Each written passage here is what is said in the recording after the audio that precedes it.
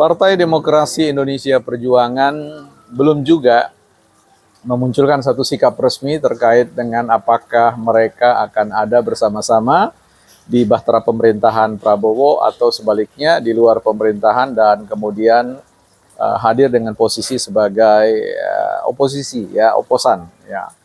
Nah, bisa jadi ini merupakan kebijakan Partai Demokrasi Indonesia Perjuangan untuk melihat dinamika politik ke arah mana, ya. Tentu akan ada komunikasi politik, akan ada bergaining-bergaining politik. Tetapi hal yang menarik yang ingin saya bicarakan pada kesempatan ini adalah berkaitan dengan penugasan Partai Demokrasi Indonesia Perjuangan kepada Ganjar untuk membantu memenangkan para kader-kader yang berlaga atau berkompetisi di Pilkada serentak ini.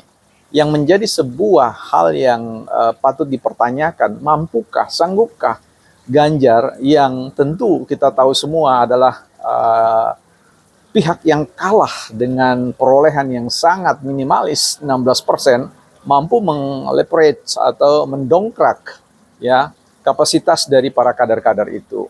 Saya sangat meragukannya. Kita akan bahas di Bukan Partai Politik.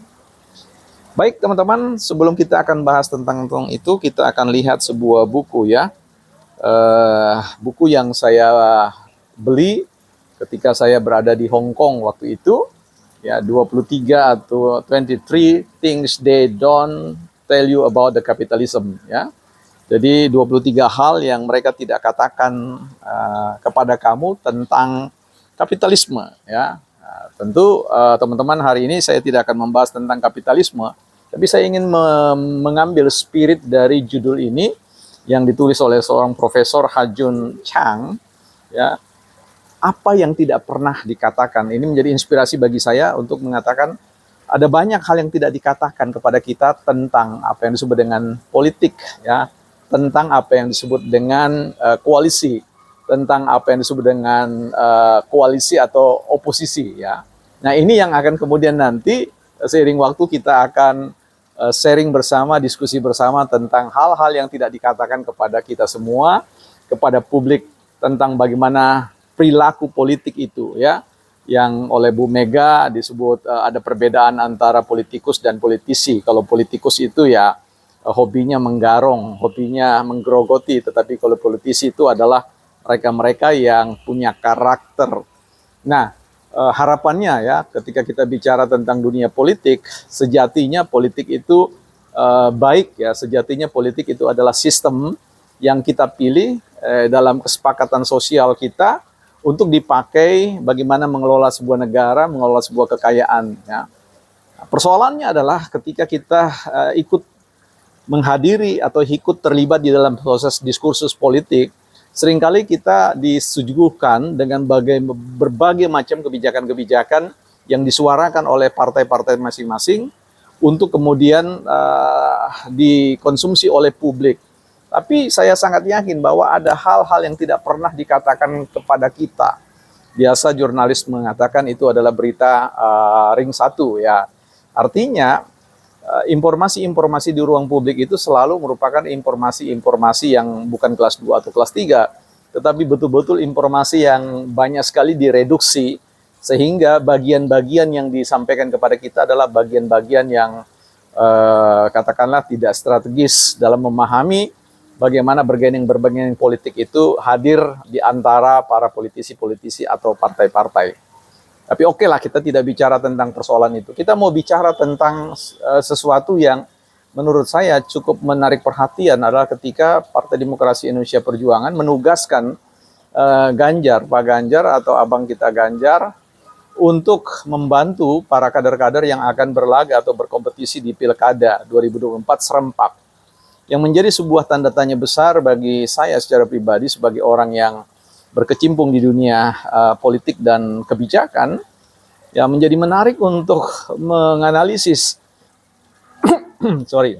bagaimana mungkin kemudian Partai Demokrasi Indonesia Perjuangan bisa mempercayakan kontestasi ini, ya, didukung oleh tim sekelas Ganjar Pranowo atau juga Ahok yang dilibatkan dan ditugaskan oleh partai untuk mengendorse para kader-kader yang akan maju di pilkada serentak ini. Karena apa? Saya kira saya mau mengatakan bahwa kekalahan itu menular, ya. Begitu juga kemenangan itu menular. Dalam posisi ini agak sulit untuk menerima pada logika sehat kita, akal sehat kita. Maksud saya, bagaimana mempercayakan sebuah proyek besar, ya, mega proyek, ya, sebut saja demikian dalam konteks kontestasi pilkada, kemudian di endorse oleh orang yang selama ini berada pada posisi sebagai yang kalah, ya, dan ini akan membahayakan Partai Demokrasi Indonesia Perjuangan. Jangan sampai Partai Demokrasi Indonesia Perjuangan masih memandang bahwa kemenangan legislatif itu adalah kemenangan rakyat, ya. Saya kira kemenangan legislatif itu adalah kemenangan personalitas, ya, relasi antara calon anggota DPR dengan konstituen di daerahnya masing-masing. Tentu ada ikatan personalitas yang tidak bisa kemudian disamakan dengan kerangka pemikiran kontestasi pilkada di berbagai macam pilkada di daerah masing-masing. Ini sangat berbeda. Jadi saya ingin mendorong agar supaya Bang Ganjar itu tidak usah dimunculkan ke publik, disuarakan ke publik sebagai orang yang akan mengendorse, ya. Itu sulit untuk diterima oleh logika kita atau akal sehat kita. Karena itu saya secara pribadi tidak ingin Partai Demokrasi Indonesia terperosok lebih jauh lagi, tenggelam, ya, dalam istilah kehilangan greget, kehilangan nilai tawarnya di mata publik sebagai salah satu pilar pembangun bangsa.